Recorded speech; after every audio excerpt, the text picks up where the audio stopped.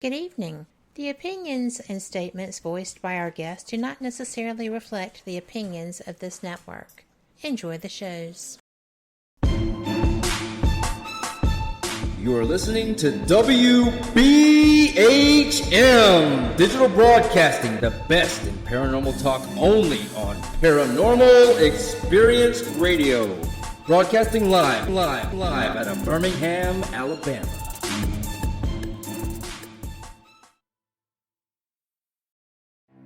Headline edition, July 8, 1947. The Army Air Forces has announced that a flying disc has been found and is now in the possession of the Army. Army officers say the missile, found sometime last week, has been inspected at Roswell, New Mexico, and sent to Wright Field, Ohio, for further inspection. Now, historic films made in the spring of 1948 and just released show Eniwetok preparing for heavily guarded and still largely secret tests of new atomic weapons. The test's purpose is to measure atomic effects on thousands of different materials, 30,000 tons of them, not, as at Bikini, to prove military effectiveness.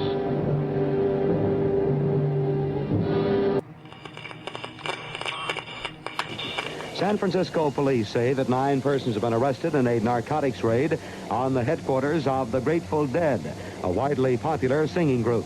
2 members of the group, Rod McKernan and Robert Weir, and their business manager, Danny Rifkin, have been booked on suspicion of possessing narcotics.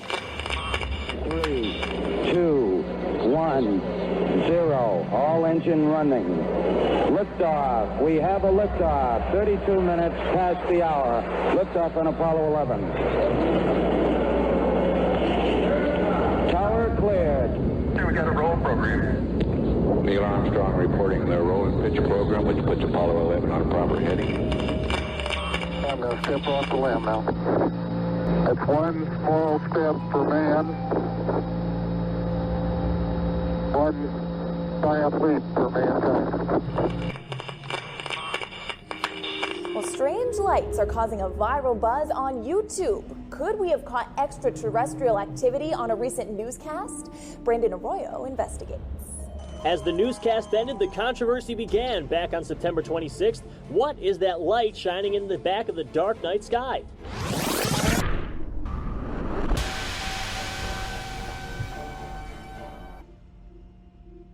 With coverage reaching all the way back to 1948, for over 70 years, Fate magazine has brought you reports of the strange and unknown, all of them true. Now, Fate Magazine Radio is carrying on that tradition of setting the standard in paranormal talk radio as we report and discuss some of the most mysterious and perplexing phenomena imaginable in this strange world of ours. Now, here is your host of Fate Magazine Radio, Kat Hobson.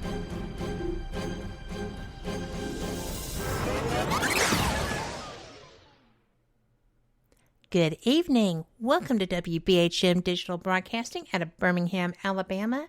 You are listening to Fate Mag Radio, the online voice of Fate Magazine, and I am Kat Hobson, your host. I just have to go on record and say that I am so appreciative of everyone who supports us so much. I have so many people that message me all the time to say that, oh my gosh, I love this show, or thanks so much, that was a great interview, or this was so relevant. And I find it interesting because so many of the people that I host here on Fate Mag Radio have written for Fate, the magazine, right? And it's so amazing because we've been in publication since 1947. We're the longest running anomalous publication. And I am so honored to be part of that, and it just pleases me to no end to know that people are enjoying what we're bringing, because it is the strange and unusual, and we do come up with a lot of that. Tonight's guest, however, is someone that I find totally charming. I was sent her manuscript, and I thought, oh, this is brilliant. She has done such a good job.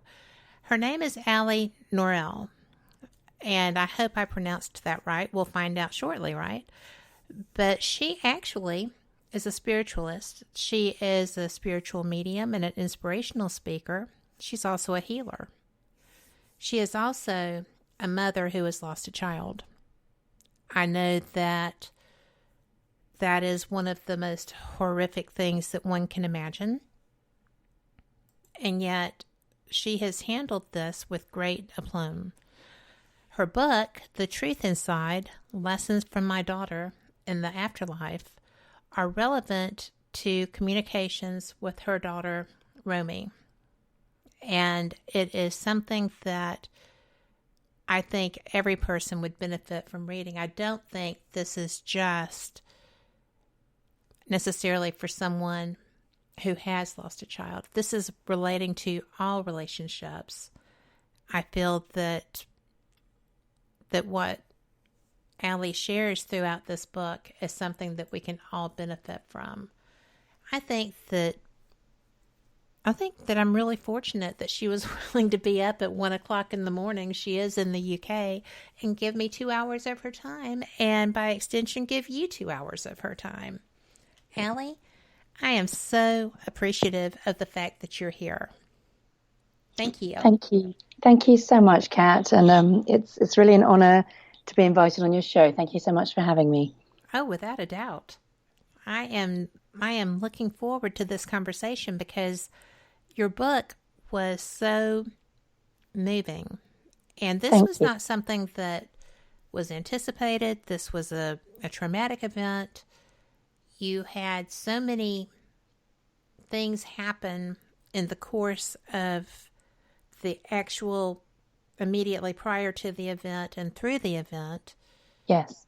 That you were just surrounded by the people that were supposed to be there, weren't you? Yes. Yes, I was. Would you like me to explain? Are you specifically referring to the moment of Romy's passing, or what happened during that day? Because obviously, there are references to both in the book. Well, obviously, yes. I think that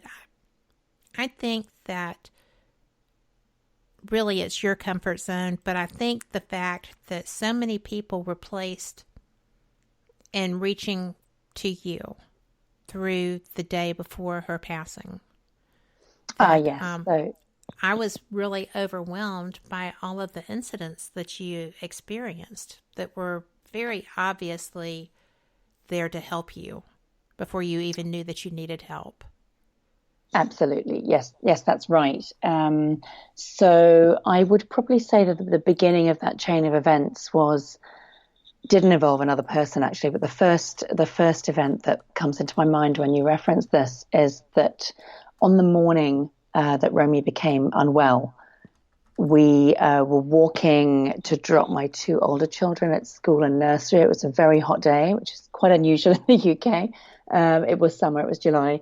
And my older son had forgotten a drink or something, so I was walking that back to school. And as I was walking with Romy, I had her in a pram, in a stroller, and I was talking to her as I normally would have done. And I would chat and sing, and really unusually, I started having this conversation. Obviously, she was 5 months old, but I started to talk to her on something completely different. And it was as if the words were just coming into my mouth. And I can remember every word that I said to her.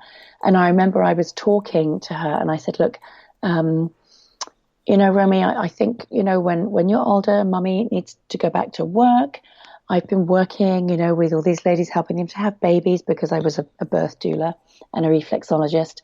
And I was saying to her, you know what, I've got a feeling that I need to be doing something else. There's some sort of other work that I need to be doing. And do you know that I made a promise to Spirit that if they let me have you, I would do their work. And that's what I think I have to do because, here you are and Mummy made a promise. And so I have to keep that promise. And basically what I was talking about was that my husband and I were really unusually, we had many discussions about whether or not to have our third child, which was Romy. He had a quite an uneasy feeling about it, which obviously now seems like he had some kind of foresight himself. Maybe he did.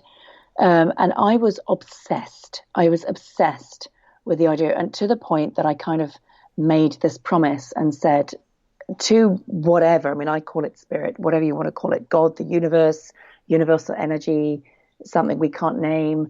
I remember kind of sending some thoughts up there and saying, okay, if you let me have this child, I will do anything. I will work as a medium. I will do anything. Just tell me what I'll do and I'll do it, but I have to have this baby. And so I was talking to Romy about this sort of pact that I felt that I'd made.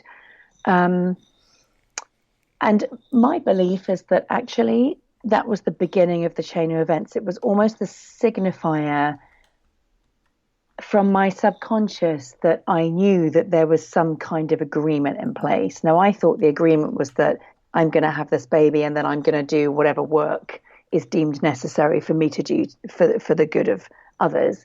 In actual fact, that pact was probably more along the lines of, look, we Romy and my husband Darius and I made an agreement whereby we would have her for a certain amount of time as her parents, and then we would help her to go back home to the spirit world. And then, so the people that you mentioned that were around me on those days, I can think of two in particular. So we were living in a small house in a small village near Brighton in the southeast of the UK. And shortly before Romy passed, we'd been talking about maybe moving house. We just felt like we wanted to be maybe in Brighton, which is more of a vibrant city.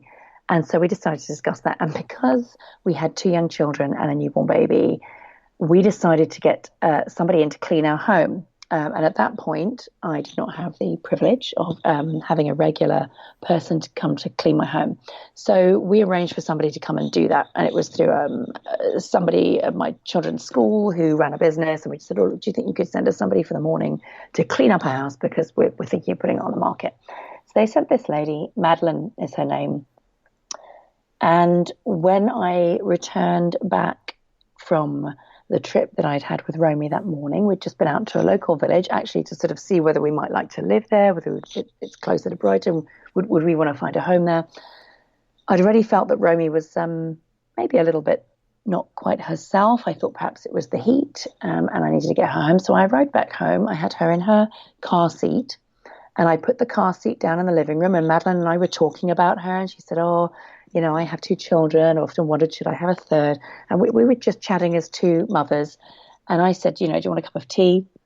Went into the kitchen to put the kettle on. And I heard this really odd noise. And after kind of going through various, is that the cat? What is that? Is that her, Madeline moving about somewhere? I suddenly thought, hang on, is that Romy? And I went back into the living room. And when I walked in there, it was immediately apparent that there was something badly wrong. Basically, when I put her down in the car seat, she was just asleep. And when I came back in, sort of, 2 or 3 minutes later, she was blue.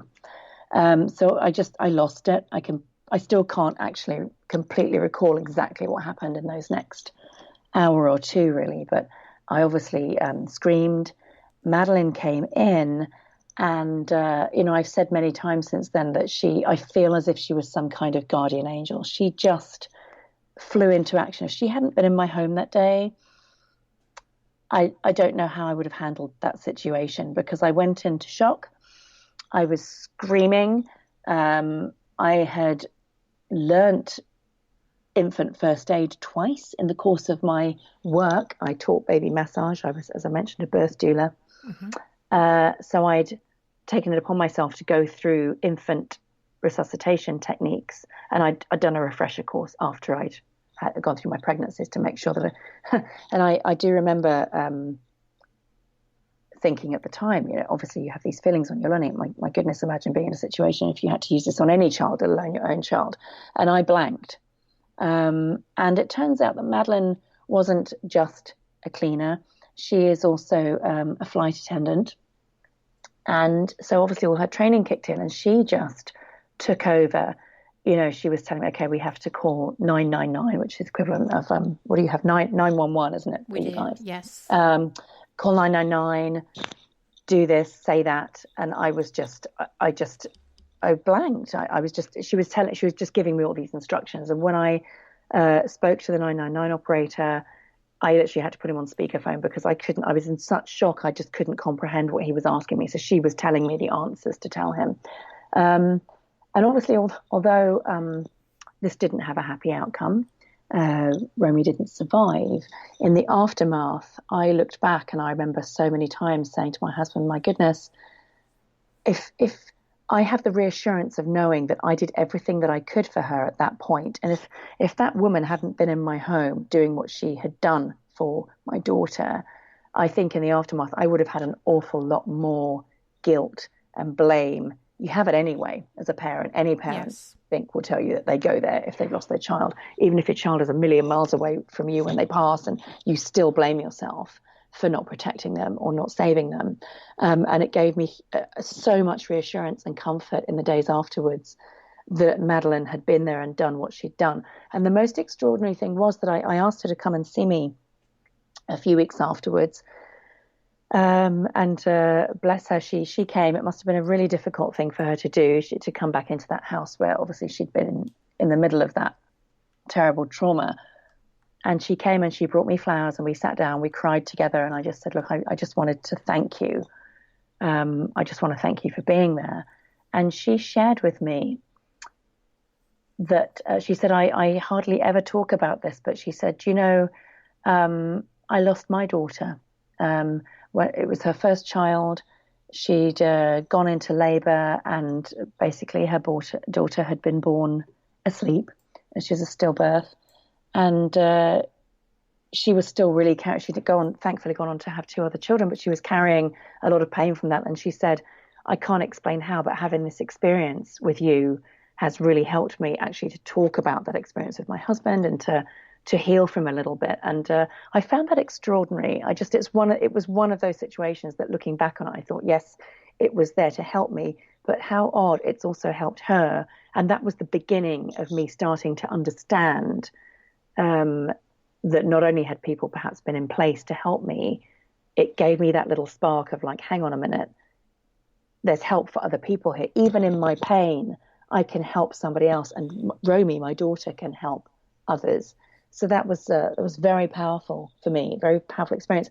The other lady I want to reference, I don't really have a conclusion to this part of the story because I know you've read The Truth Inside, and I'm sure you'll recognize that I went to this cafe with Romy the morning that she was taken ill, and I was sitting in there. It was completely deserted. It was a really hot day.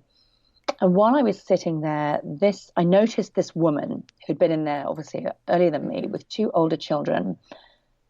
I can see her in front of me now, not literally, but it was such a vivid memory, and I wouldn't normally notice a stranger in that way, but she was a very vivacious, she was a redhead. She had on this very distinctive dress. It was so vibrant. It had sort of ferns and a tropical print on it. It was green and white. It really kind of, her hair stood out with this dress.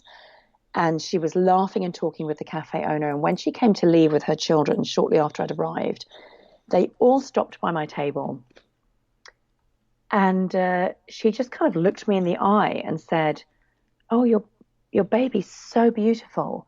And her children, she had this sort of 13-year-old boy with her who I wouldn't normally have expected to notice a baby. But he was sort of saying to me, oh, look, her eyes are so blue, like she's so stunning. Like, look at her smiling. And they made a huge fuss of her, and I didn't think much of it. We all smiled. They left.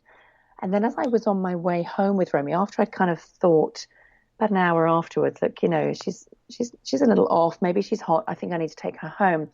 I just stopped briefly in the shop on my way to the car park to buy some water. And I just heard this voice in the line behind me in the shop say, oh, hello. And it was a greeting from somebody who knew me. And it was so familiar that I turned around expecting immediately to see a friend or maybe, a client from my baby massage class. And it was this woman from the cafe. And I remember feeling, maybe this is quite British of me, we can get quite offended if somebody we don't know very well is sort of suddenly in our personal space acting like they know us. And I had my baby with me, and I sort of looked at her like, do I know you? I remember feeling a little bit defensive, like, who are you? And okay, I'm going to stop you right here. Sure, sorry. Because we're at our break. And this woman was so, to me, I share your opinion, and we will be right back with that. Okay. So y'all come back too, because this is actually an astounding story.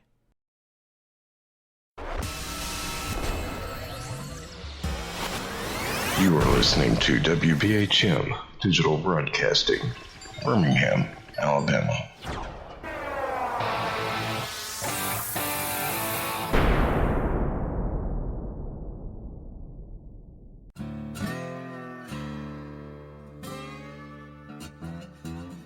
Oh, come on. I'm Southern, but...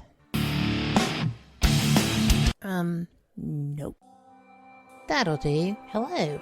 I am Kat Hobson, host of Paranormal Experience here on WBHM Digital Broadcasting out of Birmingham, Alabama. I enjoy having guests from all areas of the paranormal, from ghosts to ufology to cryptids and beyond. You'll find some of the best researchers in their fields bringing you some great information. Join me on Wednesday nights from 8 to 10 p. Eastern here on WBHM Digital Broadcasting.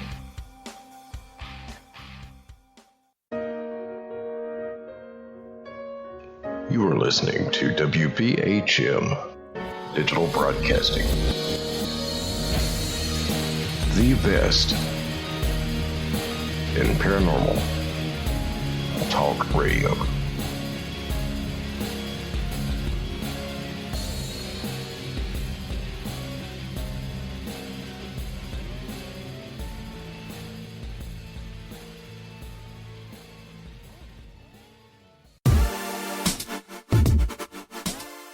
Listening to WBHM Digital Broadcasting, the best in paranormal talk, only on Paranormal Experienced Radio, broadcasting live out of Birmingham, Alabama. Since 1948, Fate magazine has brought you reports of the strange and unknown, all of them true. Fate Radio is carrying on that tradition, bringing you the unusual, macabre, strange, and bizarre. Join host Kat Hobson Sunday nights from 8 to 10 p.m. Eastern on WBHM Digital Broadcasting.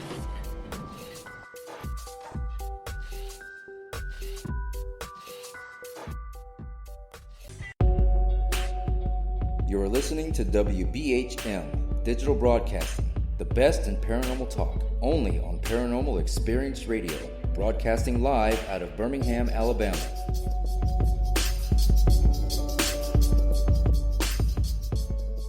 The time is 23 minutes after the hour. Welcome back to Fate Mag Radio, and I am so sorry that I had to put the brakes on that conversation because when I was reading the book, I came to the same conclusion that Allie did. So this was but you didn't while it was actually happening, correct? That's correct. I just thought she was a little bit of an overfamiliar stranger. And, the thought flashed through my head, like, what are you going to, you're going to try and snatch my child? But she was so direct, and her presence was so intense. And she greeted me. I turned around, and I remember having, that 10 seconds that you have where you think, oh my God, I know her. Where do I know her from? Is she a client? Is she my friend's friend? Like, who on earth is she? I can't remember her name. And then she didn't justify herself in any way. She just said, I remarked on your daughter in the cafe. She's really beautiful. So I sort of softened a little bit, and I said, thank you so much. That's really kind. And then she didn't touch me, but her tone of voice was, I can just say it was arresting. She sort of said, no, she really is special. And she looked me right in the eye, and I remember just feeling this intensity and thinking, oh my goodness, like who is this? And I'm slightly embarrassed to admit that at that point I thought, God, it's some kind of weirdo. Like, what? What's who unusual are you? there? That your culture does not lean that way. No, that's quite right. So if somebody's like that, we immediately think they're a little eccentric. But she was really intense, really direct. Looked me straight in the eye. And I finished, bought the water, got home, and I didn't think anything about her until, and that's the thing, right? Because otherwise you would have thought I was then plunged into grief. I'd had this huge trauma. Romy had passed. But about 4 days later, I was talking with my husband over dinner, and I just suddenly started talking to him about this woman. And he started looking at me like I was slightly unhinged, like, well, what are you talking about? Who? What stranger? And I recounted the story to him. And then without really knowing what I was saying, I said, do you know what I think? I think if this was a film, we would get to the end of the film, we would find out that woman didn't really exist, or she was an angel or some kind of messenger. And I remember him saying, like, what do you mean? And I was saying, I don't really know. That's how I feel. And to this day, jury's out for me a little bit on angels. I have done reading around accounts of people in traumatic situations, usually where a stranger appears to help, and then when they turn around to thank that stranger, they've mysteriously disappeared.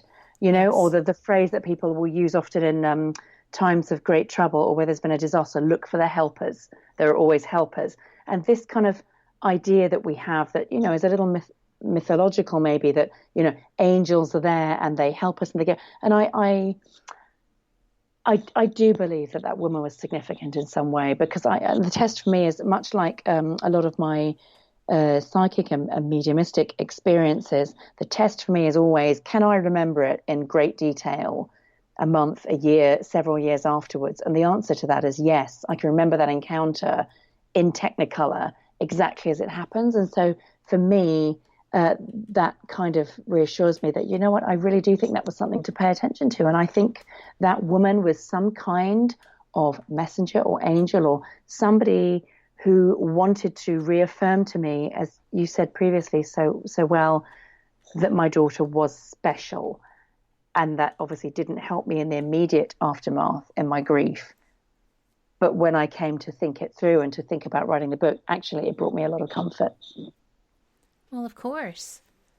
I mean, because I felt when I was reading, because you did not mention that she had the children with her in the store. So, had she been there simply to give you that message, to make sure that was reiterated to you when you already knew that was special. Right. So, were the children there? Did you see them? When she approached me in the store, no, I don't recall seeing them then. I was just curious about that as I read it, because she seemed to be in the line on her own. And the reason I say that is because it was a very small convenience store, and we were all kind of, and I had the stroller with me, and I remember it being a little bit, and that was part of the intensity, because I kind of felt it wasn't like we were in a huge aisle. It felt like we were kind of clustered in there a little bit. And there wasn't a lot of room for maneuver, so I certainly don't remember. Like she was encroaching in your space, as it were. Yeah, very much so, yes.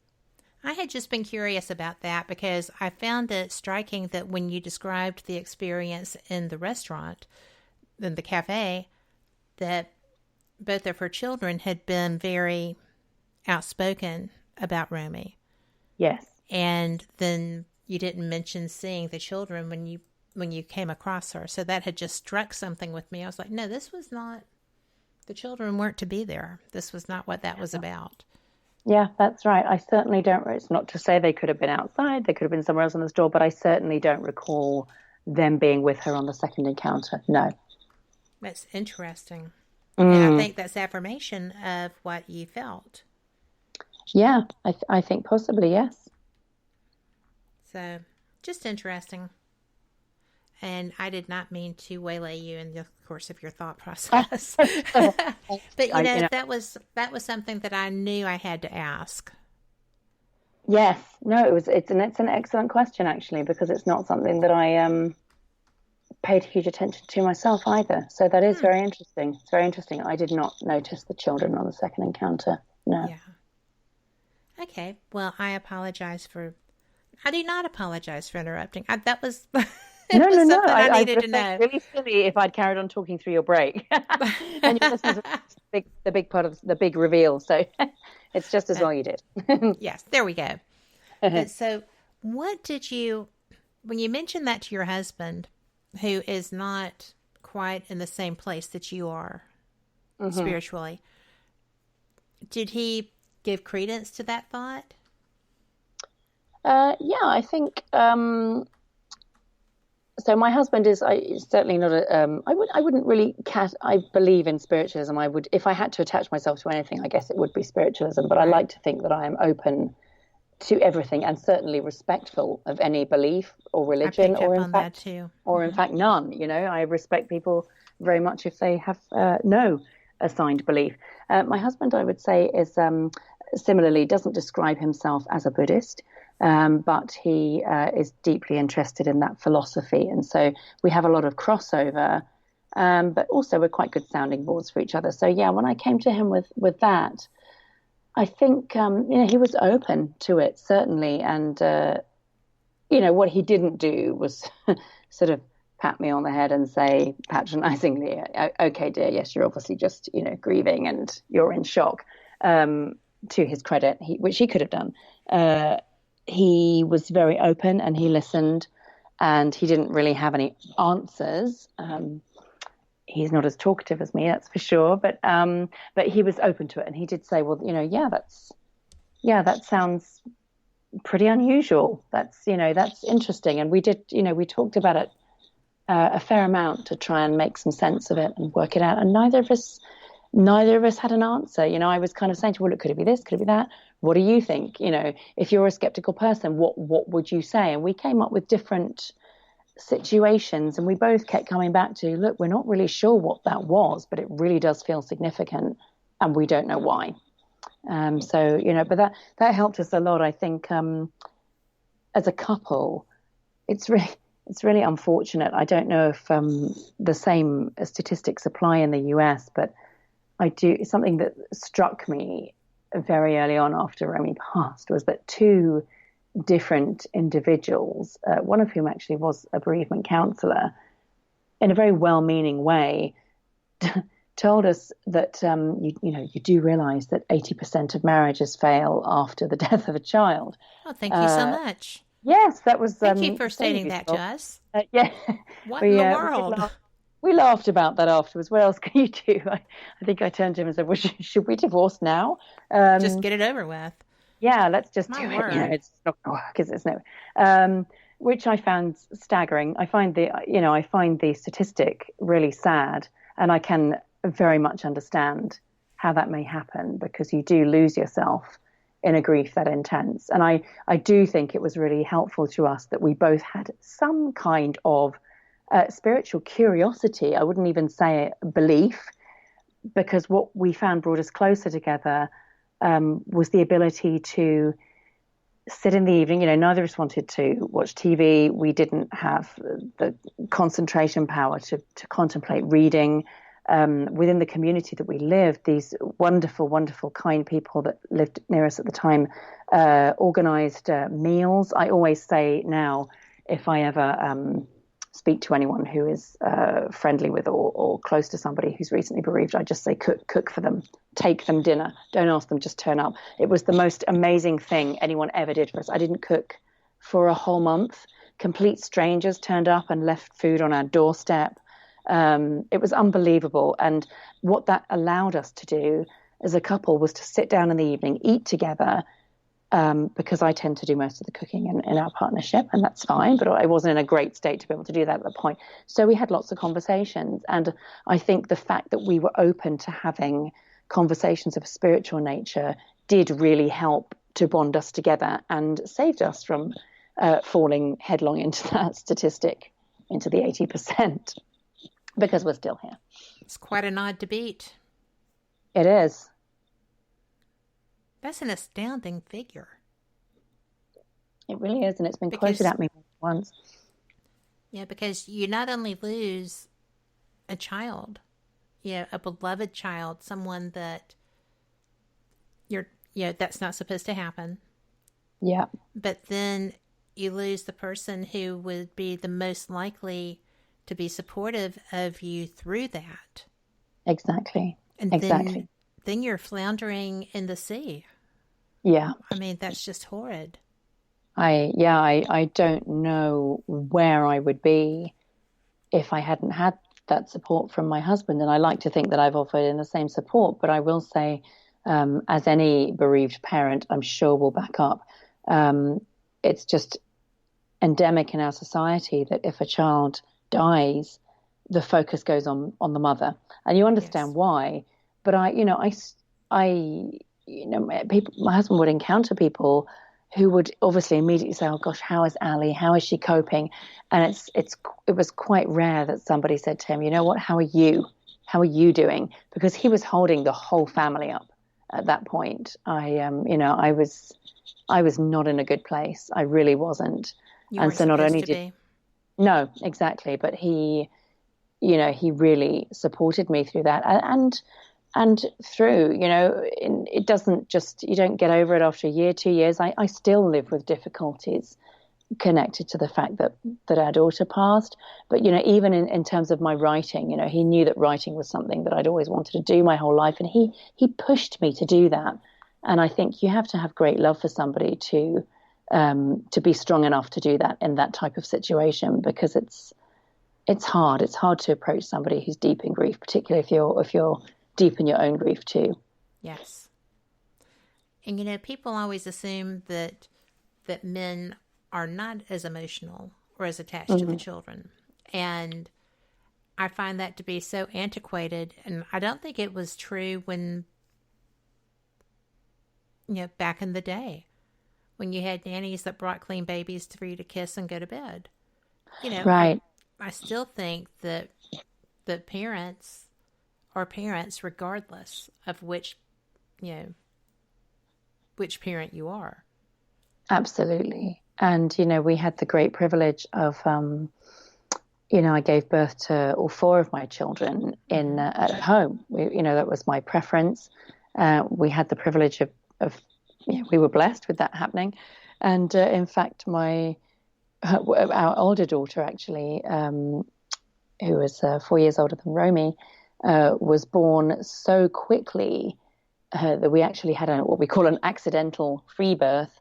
We were on our own when she came out. She was so fast. So he caught her. We had to call 999. They gave us all these instructions, but that was an incredible experience. And it was quite similar. Romy's birth was like an hour and a half, I believe, and we were at home, and so he had that additional bonding experience of he was the first person to touch both our daughters actually as they were born. He was the first person to pick them up and hold them. It's very powerful, and I think it's in The Truth Inside, I've obviously written an account of the moment of her passing, and I feel it was a huge privilege that we got to be alone with her. For that, it's something that I did not expect to happen, because of all of the sort of restrictions that we have in our world today. And I will say that I found myself experiencing something I'd only read about up until that point, by which I mean, this kind of incredible inner strength you read about mothers in particular experiencing in situations involving their children. So as we sat and held Romy, and the doctors had taken away all the life support equipment and just kind of quietly disappeared out of the room, and so it was just the two of us sitting there holding her. And it was my husband who couldn't keep it together. And I remember having a very clear thought of, okay, I need to be strong for her. I can fall apart afterwards, but right now I need to help her, because I know what to tell her to do. I kind of knew I had it in me, and I knew I understood what to tell her to help her in the moment of her passing. But he was an emotional mess, and I would say anyone who knows my husband will know that he's not an outwardly emotional person. We joke that this is why we're probably together. I'm incredibly emotional outwardly, and he isn't. So we completely went against type in that situation, which is interesting. It is interesting. But from friends who have gone through these things, and even as depicted in movies and television and whatever, that seems to be the way that this is presented. Because I'm from the southern United States. Mm-hmm. There's a movie that was created decades ago called Steel Magnolias, and in the course of this movie, parents lose an adult child. I know that movie. Oh, okay. Well, yes, that is, the women were the ones who had to be supportive, and they brought humor to that. Absolutely. Because, everyone wants to smack Wheezy, but yes. It's just you should have done that. But but women traditionally are the people that hold a unit together in that instance, and I find it fascinating because you were both there when she came into this world. Yes. Physically. Yes. And I find that interesting because based on what I have read about your husband, it was surprising to me that he was rendered helpless with that.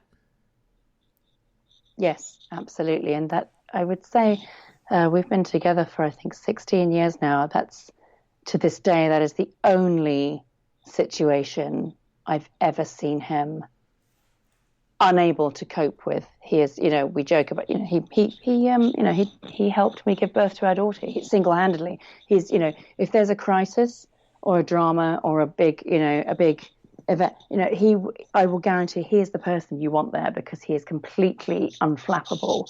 And yet in that moment, he just couldn't cope at all. And I think that speaks a lot about the depth of his emotion and his feeling. And we've discussed this, the thing that we all imagine, I think, as a father, his terrible feelings of failure, of not being able to protect me and his daughter, that it's heartbreaking Absolutely. to me to feel that he feels that way. But of course he does. He's her father. Of course he would feel that way, just as I feel guilt.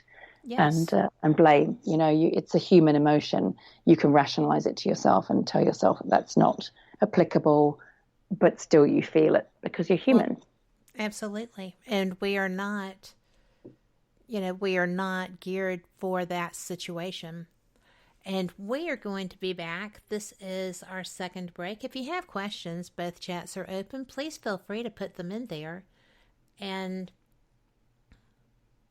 I appreciate that. I know that we have someone who is in our chat room who has recently experienced a sleeping baby birth. And I'm so sorry. And lost a nephew to SIDS at about the same age. Okay. So she's struggling through this, but she knows that she's loved and cared for, and she's here supporting. So we will be back after this. Y'all come back too with your questions or comments. You're listening to WBHM Digital Broadcasting, the best in paranormal talk, only on Paranormal Experience Radio, broadcasting live out of Birmingham, Alabama.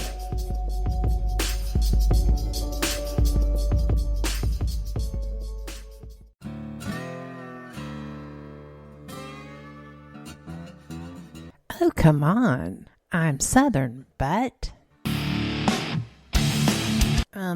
Nope. That'll do. Hello. I am Kat Hobson, host of Paranormal Experience here on WBHM Digital Broadcasting out of Birmingham, Alabama. I enjoy having guests from all areas of the paranormal, from ghosts to ufology to cryptids and beyond. You'll find some of the best researchers in their fields bringing you some great information. Join me on Wednesday nights from 8 to 10 p. Eastern here on WBHM Digital Broadcasting. Since 1948, Fate magazine has brought you reports of the strange and unknown, all of them true.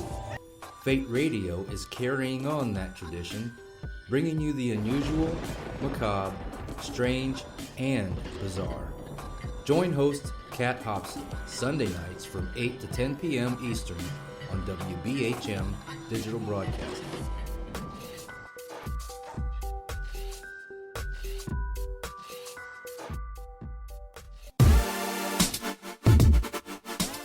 You're listening to WBHM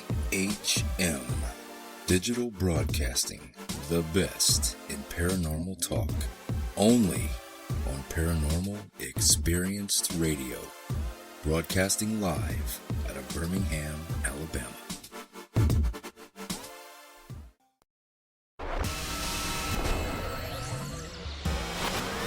You are listening to WBHM Digital Broadcasting, Birmingham, Alabama.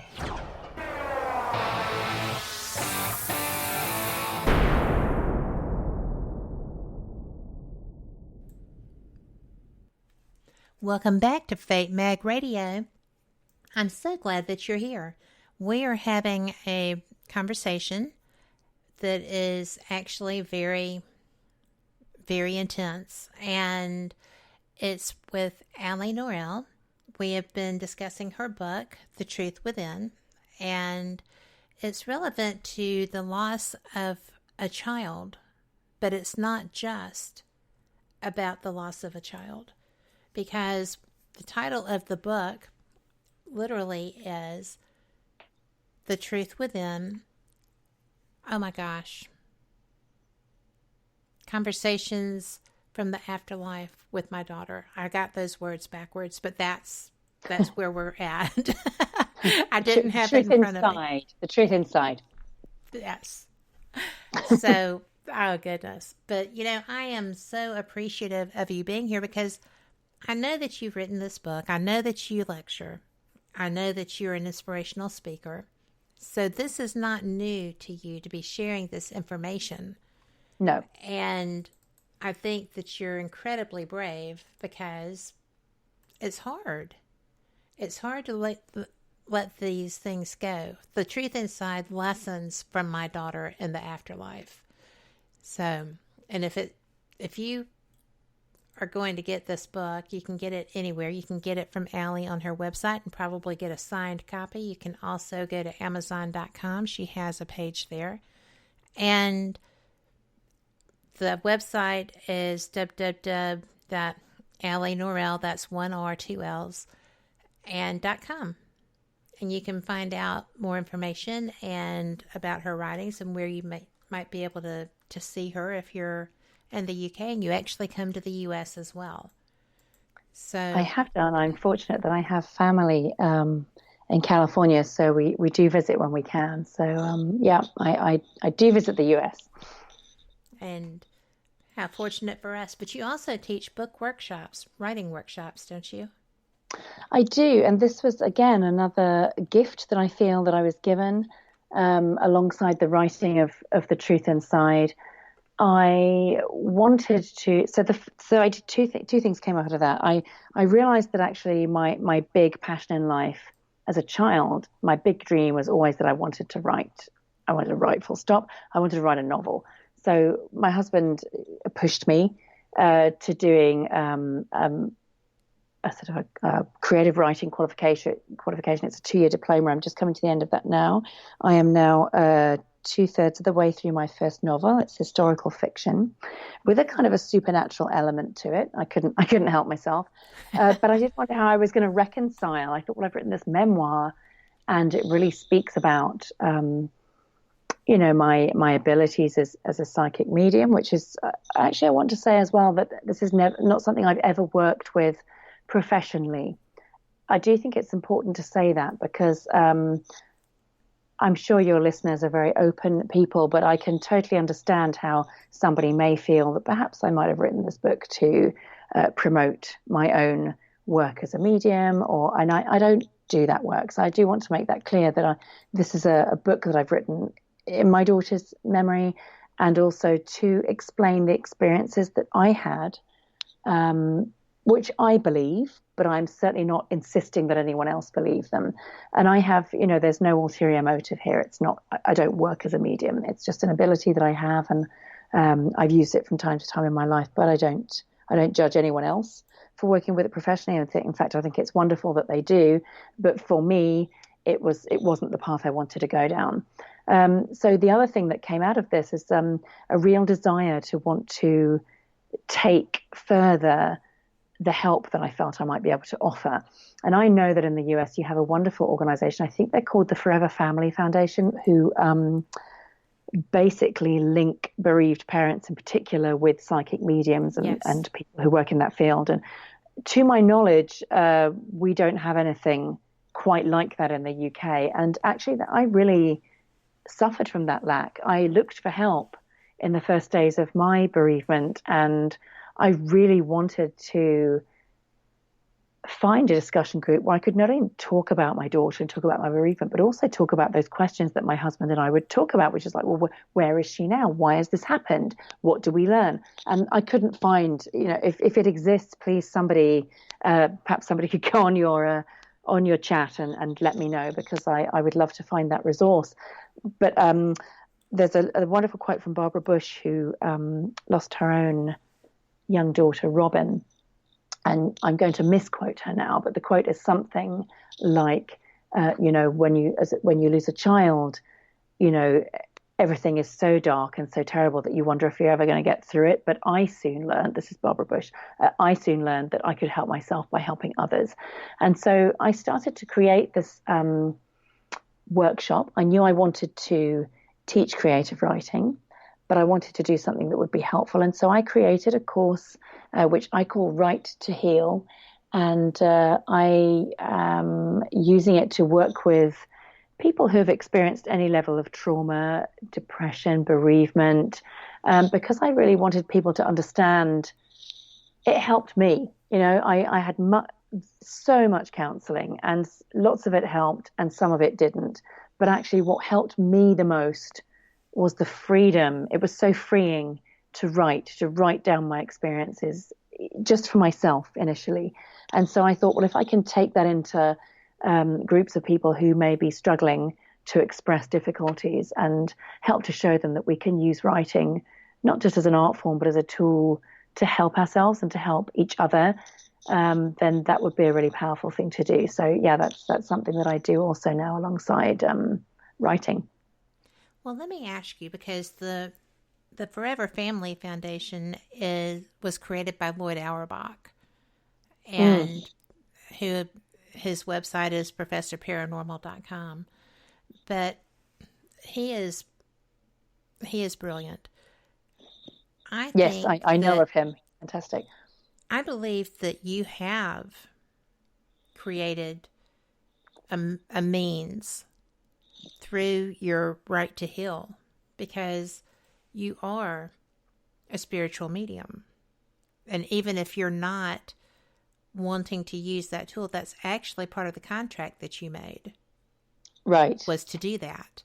Yes. And that is something that I think that when you were looking around and you couldn't find an organization based in the UK, Forever Family is online. I am actually a member of that. And it is something that, you can Google them. It is a brilliant organization, and you can reach them through the internet, because we're such a small planet now, thanks to the internet. Exactly. That you can reach out. There's organizations for any kind of pain. If you're an adolescent who is having, esteem, fear, anger, if you're self-harming, you have to write Love on Her Arms. There's organizations for almost anything. But Forever Family, I will, at the break, pull that link up. But, thank you. But it is really an important thing that you're doing, and I don't want you to not give yourself credit for that. Thank you. And that is www.foreverfamilyfoundation.org. And the mediums that they have are evaluated and certified. He does know how to do that with all of his partners. And there's a radio also, it's called Signs of Life Radio that you will find at that website. So you can educate yourself on that too. They also have events. They're brilliant. But foreverfamilyfoundation.org. And, we have a question in chat, which is, do any of your children have abilities such as yours? Because normally this is a generational thing, I believe. Absolutely. Thank you, whoever else. That's an excellent question. And yes is the answer. I would say my mother has these abilities, actually just going up one generation, but really prefers not to engage with them, but she definitely has them. So my older daughter, Layla, who is now 9, I actually have written about this in The Truth Inside. I wrote, she's very happy. I wrote a whole chapter about her. She actually is a sort of a player in something that I write about in The Truth Inside, and that is, I believed that she had these abilities from very early on, but she said something really extraordinary to me about 3 weeks before Romy passed. So at the time, she was 4 years old, which is quite a strange age, but my youngest son actually is 4 years old now, and it's very interesting. They sometimes come out with statements, and if your eyes and ears are open, you can think, do you know something that I don't? You pay attention to children. Yeah, absolutely. Particularly up to the age of 4, I find if you really pay attention to some of the stranger things that children come out with, you do find yourself wondering where has that come from. So when Layla was 4 years old, I remember that we were all sitting in our bathroom. So I was bathing the older 2. I was sitting on our toilet, feeding Romy, chaotic sort of bath time. And we were talking about all the things that we wanted to do in our summer break. So in the UK, we have a shorter school summer break than I believe you do in the States. So normally the schools break maybe sort of late July till the first week of September. So we have maybe 6 weeks. And we have a little tradition in our family where everyone we make a huge list of all the things that everyone wants to do in the summer holidays. And then the rule is that in the 6 weeks of the break, everyone gets to pick one thing a week. So we're therefore kind of limiting the ridiculous amount of money spent on days out and activities. And it's also putting a focus on, on other days we have to do things that are creative or that don't involve spending money on a day out. So we were talking all this through about what everyone would like to do. And so my son said, could we go to the open air swimming pool? So as I mentioned, we don't have fabulous weather in the UK. So, if it is hot, going to an open air swimming pool is quite a big treat. Our swimming pools are all enclosed because our weather is so unpredictable. And there's one quite local to us that I'd taken my 2 older children to while I was pregnant with Romy, and they absolutely loved it. And my son had remembered this, and he said, can we go back there? That's my thing for the list. So Layla turned around and I said, so I answered him and I said, well, look, we can go, but obviously we have Romy now and she's really tiny. So we can go, but we have to just, ask your auntie or a friend to come along with us because now I have 3 children and you're all very little. They won't let me come in the swimming pool with you by myself. So we'll have to bring a friend. So yeah, we can do that, but we'll have to ask if auntie or a friend can come with us. So Layla turned around to me and said, fairly innocently, well, Mummy, when Romy goes back, will we be able to go to the swimming pool with you just on our own again? Because we'll only be 2 of us. So I sort of looked at her. Yes. Yeah, I looked at her and I thought, okay, well, initially my blood ran cold for a second because I thought, oh my God, what did you say? But then I rationalized it in my head. I thought, oh, okay, hang on. A little bit of sibling rivalry here. She'd been quite cool with her sister. She wasn't all over her when she was born. And I thought, okay, well, you were the youngest and now you're not. And so, your nose is a bit out of joint and it's a little bit of sibling rivalry. But even so, I said, oh, what do you mean, Layla? And she looked me in the eye and she said, well, when Romy goes back. So I looked at her and I said, I'm not understanding. She said, she's going back, Mummy. And I pushed her again. I said, well, where is it that you think she's going to go? And this look went between us and she looked at me anyone who's been around young children will know that look where they look at you when they know they've said something they're not supposed to say. Right. And she gave me that look and then kind of backtracked and said, is she going back in your tummy? So I kind of relaxed. Oh, no, of course she's not, just like you weren't and your brother didn't. And, we sort of carried on like that. But, 3 weeks later, she did go back. And that is one of the first things that came to my mind after I told my kids. And again, when I told my kids, I think actually the whole experience, that was probably the hardest thing that I had to do. That was definitely one of the worst parts, having to get up the next morning and tell them that their sister hadn't come home was just devastating. Oh my gosh, and I remember can't even fathom that. It was, I can't tell you how bad that was. It was awful. And it's one of the few things I asked my mother to help me with, because as we were just chatting in the break, of course, I know you mentioned that one of your listeners on chat is grieving for a grandchild. And I immediately thought, that poor woman is going through what my mother went through. She's lost a grandchild and she's grieving and she's seeing her own daughter in a desperate place and she can't help her.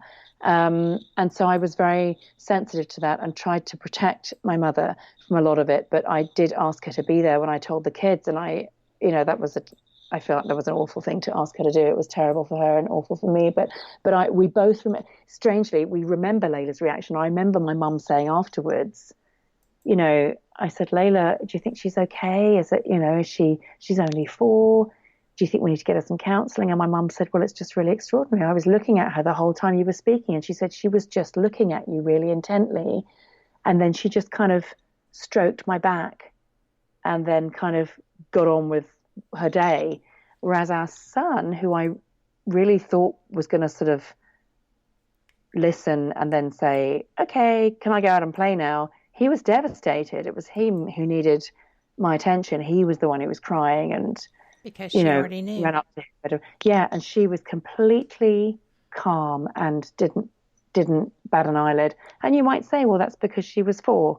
I don't know. But I believe that she knew. And in The Truth Inside, I have also written about other experiences that I've had with Layla. Right. She went through a phase where she couldn't sleep alone. She couldn't get to sleep. She had trouble going to sleep. She would wake up in the night having nightmares. And it took months before I actually thought to change the questions I was asking her about it. And I said to her, we were talking one bedtime, and I said, Layla, why do you think you're waking up in the night? And why do you think you're so upset? And without missing a beat, she said, well, because people are talking to me when I'm asleep. And I said, well, really, what people? And she said, well, I don't know, Mummy, but I'm trying to get to sleep and I can just hear people. They're telling me things and they're telling me they want me to tell other people things and I can't sleep. Oh, so we're late for our break, but gosh, we're going to have to address this. This is, it's fascinating and I was not going to interrupt that. So we will be right back after this. This is actually our news break, so it's a great time to stretch your legs, grab a beverage, and, perhaps we'll find a little good news. We sure could use some. We'll see you in just a bit. Support for this podcast and the following message come from Almond Board of California. Almond farmers rely on healthy honeybees, so they've funded more than 100 research projects supporting bee health, more than any other crop group. More at almondsustainability.org. Live from NPR News in Washington, I'm Janine Herbst. The White House's National Security Advisor is denying that intelligence shows that Russia is once again interfering in the U.S. presidential election. NPR's Amy Held reports his remarks today come amid widespread reporting that Russia is favoring another Trump win in November. I think this is the same old story that we've heard before. Robert O'Brien, President Trump's national security advisor, spoke with ABC's This Week with George Stephanopoulos. But he says that story is not Russia interfering on Trump's behalf. I've seen zero intelligence that Russia's doing anything to help President Trump get reelected. O'Brien adds he also hasn't seen any analysis that Russia favors Trump. contradicting multiple media reports that Shelby Pearson, the intelligence community's election threats executive, has briefed lawmakers about that very threat. Meantime, Bernie Sanders, who has emerged as the leading candidate in the Democratic race, says he was briefed about a month ago that Russia is interfering to boost his campaign. Amy Held, NPR News, Washington.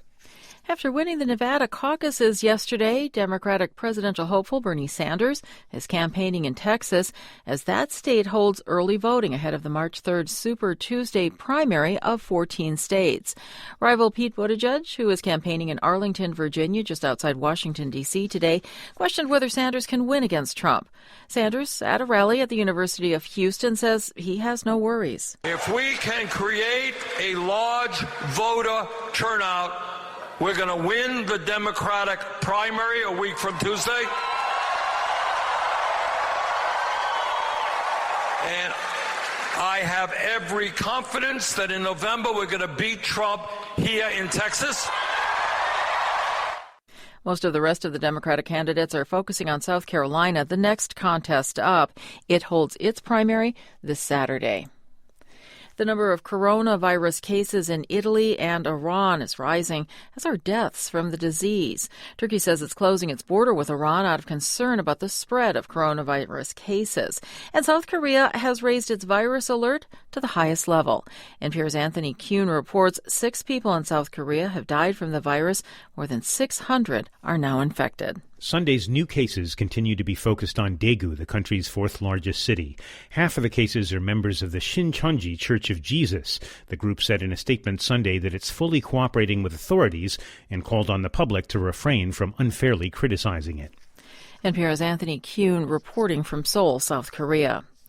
Asian markets are trading lower at this hour. The Asia Dow is down about 0.5% at 3404. The Nikkei also trading lower. You're listening to NPR News from Washington. There's been another deadly accident at the Carnival parades in New Orleans. As Patrick Madden of member station WWNO reports, a bystander has been killed by a particular kind of float for the second time in less than a week. Authorities say a man was struck and killed by a parade float along Canal Street.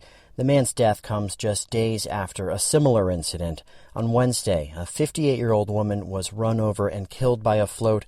Both incidents appear to have involved so-called tandem floats, in which multiple floats are connected together and carried by a single tractor. New Orleans Mayor LaToya Cantrell said in a press conference following Saturday night's death that no more tandem floats would be allowed during the rest of Carnival season, which culminates with next week's Fat Tuesday finale. For NPR News, I'm Patrick Madden in New Orleans.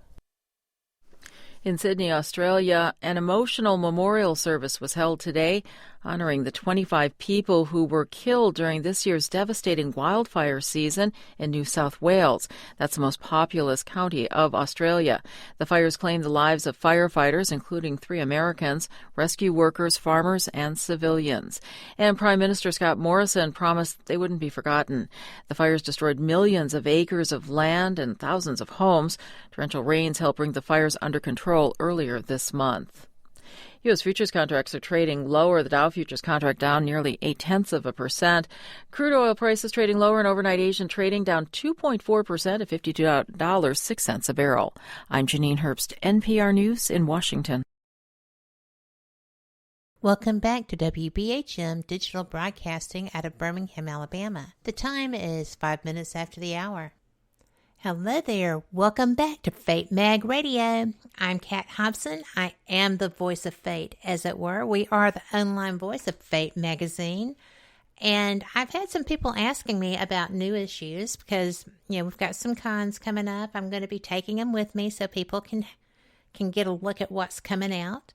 But if you're looking to renew your subscription, all you have to do is go to www.fatemag.com.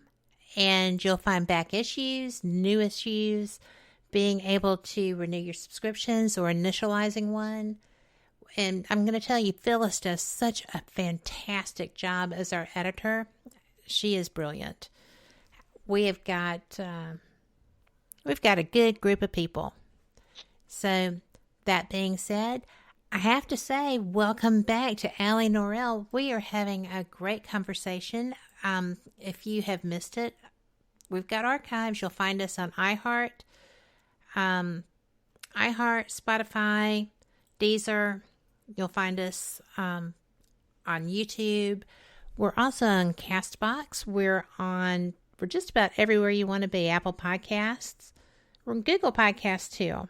So just enjoy. This has been a fantastic conversation so far. And Allie, I am so appreciative of you being here because it is the wee hours of your morning. Well, as I was just saying, Kat, it's actually really nice to be having such a great conversation at this time in the morning. Thank you so much for having me. Well, thank you for joining me. You know, we've got some other questions if you're of a notion. Sure. One of them is the stranger that told you that Romy was special. What do you think today that meant exactly? I think it was a way of offering me reassurance for further down the line. And I also feel that it was a confirmation of what I already knew. So my husband is very smug about the fact that he picked the title of this book, The Truth Inside. So annoying, because it is a great title. I'm not talking. Yeah, I'm not talking about, as you might expect. Oh, I know the truth because I'm a medium and everyone's got to listen to me because I'm going to tell you the truth. It's not that. What I'm trying to refer to is the fact that on some level, I believe that I knew that my daughter wasn't going to be with me for a really long time, and I think that stranger was put in my way to reinforce that. And as you said earlier, I was never going to know that at the time or before Romy became ill, because why would I? Why would my mind go there? But afterwards, lots of pieces of the jigsaw started to fit into place. And I'm very open to the fact, as I've said, all the way through The Truth Inside, you know, maybe I was grief-stricken, maybe I was delusional, maybe I'm still delusional. I can't prove anything that has happened to me, but my belief is that experience was significant, and it was to reinforce the idea to me that, that was inside. I knew that. And in fact, I called my best friend, Michelle. I have two very close friends, Michelle and Emma. I've been friends since we were 4 years old. And I called her from the hospital in the middle of the night when we'd been admitted there with Romy. And I don't remember saying this to her because I was in such deep shock at the time. Obviously, I was distraught. But she says that the first thing I said to her was, I knew this was going to happen. And I really believe that on some level I did. I believe that too. Yeah, I think so. I hope I've answered the question. I feel that the stranger was there to reinforce that idea for me, but I was obviously only going to realize that afterwards. Well, you know, if you had been carrying that around in the forefront of your mind, you would have gone mad. Of course. And she would never have been able to have normal time. And you wouldn't have been able to have normal time with her. We have these contracts, we have these agreements, but as you're, excuse me, I believe as you're living life, you cannot be aware of them because it will get in the way of you living that life. Absolutely. And I agree with you on that.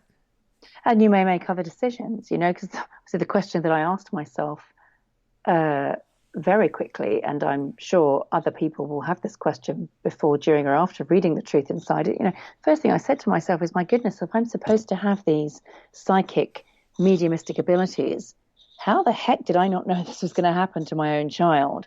And I think I can now answer my own question, because I believe that had I known that information beforehand, I could have made a number of other choices that would have impacted either my life, Romy's life. Maybe I wouldn't have take the decision to get pregnant. Maybe I would have made other decisions that, I may not support morally. I could have gone mad. You're quite right. It could have driven me out of my mind. What would you do with that information? I don't think it's really for us as human beings to have access to that level of information, because we then obviously, because we're human, we go to extraordinary lengths to try and have a different outcome, and that might not be what we're supposed to learn in this lifetime. Well, exactly. I mean, just because it's your story doesn't mean it's yours to be aware of. Right. Until the time is appropriate. As you said, you would have, I think that if you knew this was going to be the outcome, that you would not have chosen to have her, and you would have missed the lesson right. that this was supposed to teach you. And I think that is, it sounds so cold-hearted coming from me, but it's not cold-hearted, because no one would choose to go through that suffering, but you feel that y'all did in order to help her. Exactly, on a spiritual level. And I've always said that from the very beginning. And it helped me a lot, actually, in the early stages of my grief, to really acknowledge that on a spiritual level, I was said right from the start, on a spiritual level, I get it. I really think I have an understanding of what happened here and why, and even possibly to entertain the notion that, my husband and I chose this, we made a contract, and we chose this in order to learn and advance in our spiritual understanding and to advance our daughter in her spiritual path. On a human level, it's a whole other story, and in the talks that I give, one of the things that I often say is, please don't be deceived into thinking that I sidestepped my grief because of my spiritual beliefs or because I'm a psychic medium. It's like, really, I didn't. I've been practically suicidal. I have experienced deep depression. I've blamed myself. I've done all the things that you would expect somebody to do if their child passes. Look for ways that I could have prevented it happening. And don't get me wrong, if somebody said to me now, I would do anything to have her back on a human level, because, she's my child and it feels wrong to me that she's not here. On a spiritual level, I can understand that we did exactly what we were supposed to do. And maybe it's her legacy and mine to help others in their grief in some way. And I really hope that I can, because it's very fresh with me. It will never go. I will never forget what it feels like to be in those stages of grief. And so if I can lift one person, even just a little bit, out of that place and give them some kind of hope, then that feels like that was the purpose of my daughter's life. That's how I rationalize it to myself. It's about all you can do, correct? Yeah, absolutely. And I just really feel that what y'all went through as a couple and coming to understand that this was her path, that's so difficult. I don't even, as I'm reading it, it makes sense. As I'm saying it, it sounds callous. Yeah, There's nothing callous about that. No. Because, if you're someone who believes that we can make these soul contracts, that we have soul families, that we, interact prior to this incarnation, right, then it's very selfless to have agreed to something that would cause such horror and pain for the people left behind, when the person that was going through the process moved on through, for lack of a better term. And there's nothing callous about that. It's brave and brilliant, and I can't imagine experiencing that and consciously in a past life, past incarnation, having decided that might be something that I loved this person enough to go through. Well, yeah, thank you, Kat. And I agree, absolutely. I think, and, in terms of learning, it's very simple, really, isn't it? Because, I often ask myself, well, what are we here to learn? I really believe it's all about love. It's very simple. It's about that unconditional love. And if you truly love another soul unconditionally, you have to be able to let them go. Just as we let our children go to an extent when they reach adulthood and they start to find their independence and make their own lives. I saw that in part as part of this experience with Romy. Obviously, I would never have wanted to let her go at that age. Or I didn't, tell my existing children that, even when they're 50, they're not allowed to leave home. But they will. They will. They will be gone before you know it. It's amazing. Exactly. Our instinct is to cling on to them. But I do believe that the learning is about love. And, to pick up on a comment that you made actually before we went to the news break, when you said, I really hope we get some good news, I revisit that idea in my head a lot, because I think, do you know what? We as human beings, we go around telling ourselves what a great life this is and what a great world this is. And it is. I'm sitting here. I want my life to be full of purpose and meaning and love. And I have fought back from, the depths of a very deep grief, because I really wanted to have my head above water and to live this life and to experience all the positivity that is there for me. On the other hand, I do find myself thinking sometimes, you know what? We talk about heaven and hell. What if this is sort of right down there? Because if you look at everything that's going on in our world, and the things that we go through as human beings, I believe we go through them in order to learn, but there's some pretty dark things going on in our world, and there has been all the way through history. So yes. I wonder if what we go back to, heaven, the spirit world, the afterlife, whichever word feels comfortable for us to use, I think it has to be better than here. And that actually gives me some kind of strange comfort. I feel, at least if my daughter isn't with me, I like to hold the belief that she is in a beautiful place where she is loved, and none of the negative forces that we experience in our lives exist there. And that might be naive, but that helps me to live a positive life. That is not naive. Believe it or not, we have to go to break. This is astounding. We will be right back. Thank you all so much for being here. And again, please pop your questions in, because this is a good time for that. You're listening to WBHM Digital Broadcasting, the best in paranormal talk, only on Paranormal Experience Radio, broadcasting live out of Birmingham, Alabama.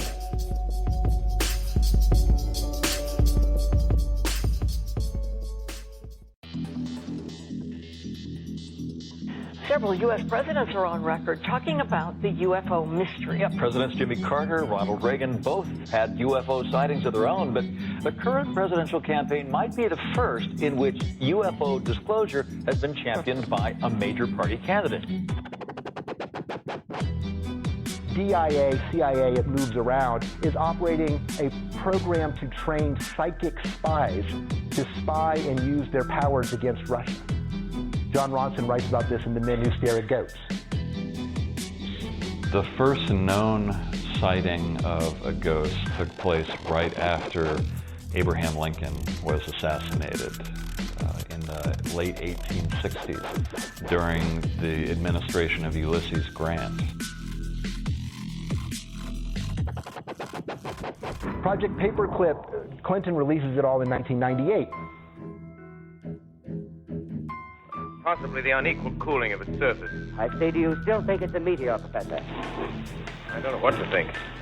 The metal casing is definitely extraterrestrial. It's a place where UFO hunters and scientists gather to examine paranormal activity in the region. Some of the documents, this is bringing Nazi scientists into the United States to work here. So we fought against the Nazis, and it's not, this again is not a revelation. As early as 1947, 1946, we knew some of this, right? On the paranormal, will we see U.S. President Barack Obama's foreign policy go intergalactic in a quest for gold stolen by aliens? We'll tell you at least how the White House responded to claims the chief executive has been teleporting to Mars. But let's get to today's Capitol account. UFOs, hauntings, psychic abilities, conspiracy, ESP, cryptozoology.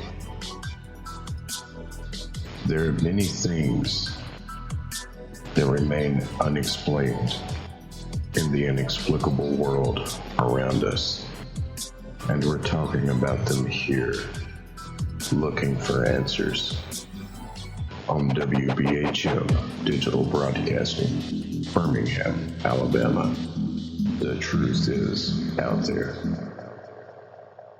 Thank you for listening to WBHM Digital Broadcasting out of Birmingham, Alabama. The time is 23 minutes after the hour.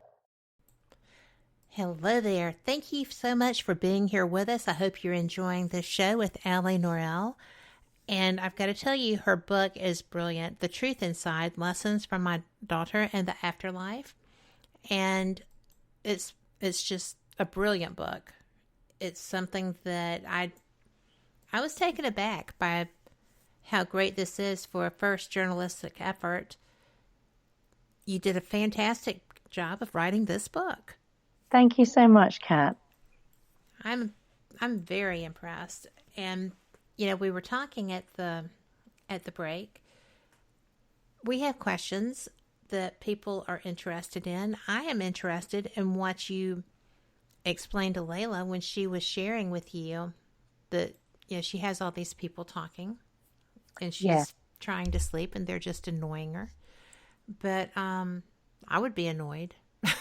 The door, you know, the sign does not say open, right? I am going to bed. I've had to tell people that. But, you know, and also about your communications with, you know, the lessons from Romy. Right. Do you still communicate with her as well? Yeah, that's okay. So that's two questions in one, and I think I what I said to Layla will be familiar, I'm sure, to many of your listeners. Because I'm sure many of them have had similar experiences themselves, or perhaps they have a child who is very open to spirit, and most children are. So Layla told me that she was being interrupted by these people talking to her when she went to sleep, and I sat with her and I said, look, you know what? I said, I get that all the time. People talk to me all the time, and I believe that these are people in the spirit world, so like Romy, and I named some other family members who have passed. And I said, you know what, Nana, that's my mother. I said, Nana has that too. She can hear people who have passed to the spirit world. And so Layla said, well, is that normal? And I said, well, you know, nothing's really normal. And I think lots of people experience it, and some people don't talk about it, and some people are uncomfortable with it. But I think they're just people, and they just want to talk to you because they're excited that you can hear them, and they maybe want you to talk to people who are still here, who they love. And I said, but the thing is, what you need to say to them is, I'm at the time, I think she was 5 or 6 years old. So I said, look, you just need to say to them, look, I'm 6 years old. I'm trying to go to sleep. And I said, you know what, you tell them that if they have something that they want to say, please ask them to go and tell it to Mummy, because she can hear them and she'll listen. And it's fine for them to talk to me. And so she said, okay. And we turned the light out. And that was the last time she ever got up in the night and got into our bed or had a nightmare. Honestly, she's now 9. It's never happened since, which I find extraordinary. Yeah, and great. You know, she doesn't get disturbed by that anymore. In terms of Romy, I had a couple of experiences in and around the home after she passed, up until sort of 4 years after she passed, I think. Right afterwards, I saw her very clearly in our bed. We co-slept with all our children. So again, at the time, I was like, am I hallucinating because I'm grieving? But I saw her for 3 consecutive nights in our bed, just where she would have been when we were getting ready to go to sleep. And on the 3rd night, I was really quite upset by it. I wasn't ready for that at all. And I just said out loud, okay, please stop. I can't see this. I can't do this. Yeah, don't do this. I can't do it. And it stopped. I never saw it again. Probably the most extraordinary. Well, there were two things. Things moved in our home, in two separate homes, actually. The home we were living in before she passed, the home she was born in. I've written about this in The Truth Inside also. And both these experiences were corroborated later by two different mediums. And that's what I think makes them quite compelling, because, I'm not just left with this, well, this is what I think happened.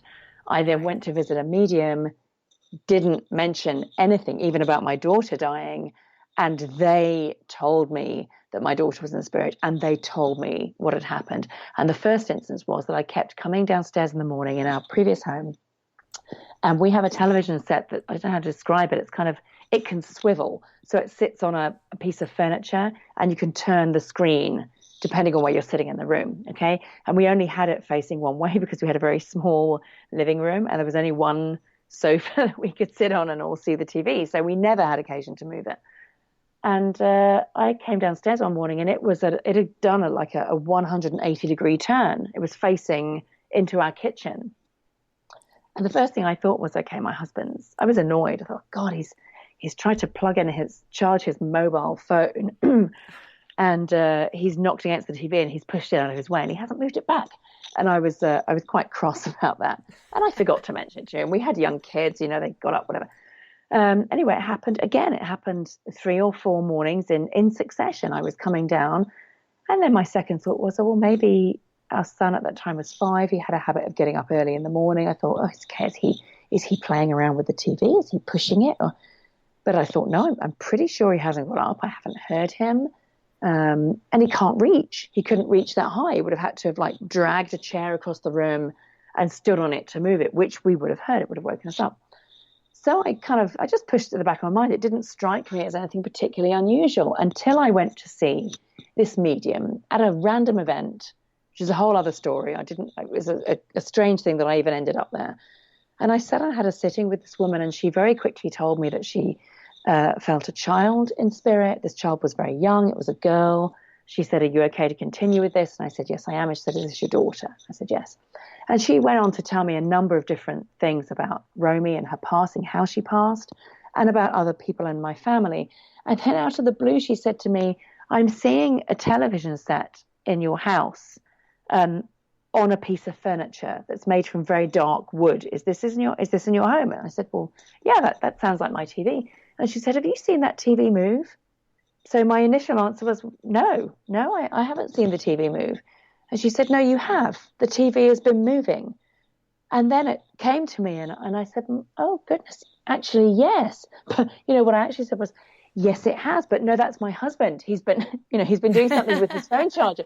And she said, no, it isn't. Your daughter is saying to me that her spirit is manifesting the energy she is moving this television. She wants you to know that she is present in your home.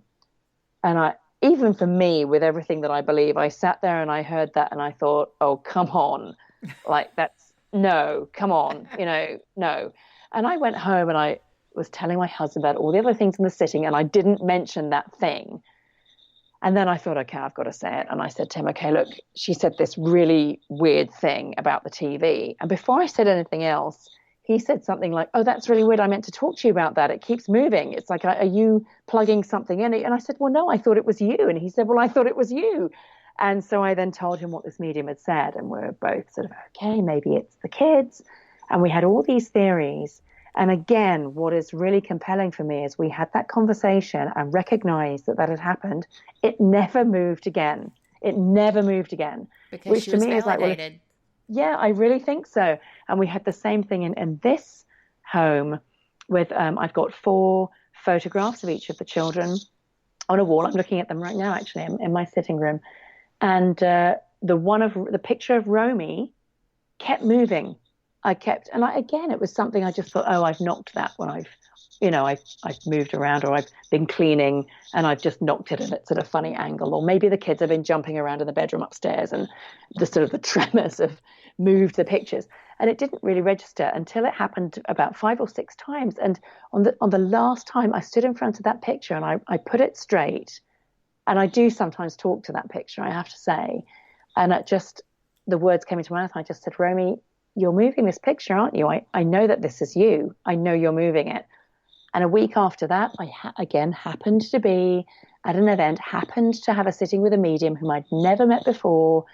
He connected with my grandmother. He told me information about Romy. And he said, I think his words were something like, there are 4 photographs in your living room in your home, and the one of Romy keeps moving. And it's like, I find that very hard to explain to find a rational explanation for. And again, He said, this is your daughter. She's moving this picture. She wants you to know that she's there. And again, it's never happened again. And when I told my mom that, she visits quite often, and she said, do you know what? I'd noticed that, and I didn't like to say anything in case it upset you. But she said, I had my eye on it, and 3 or 4 times when I've been visiting, I suddenly thought, my goodness, that photo it's at a really strange angle, and none of the other 3 ever moved. So, I do feel that she's around. When I experience things mediumistically, I don't open up very often intentionally to work with somebody.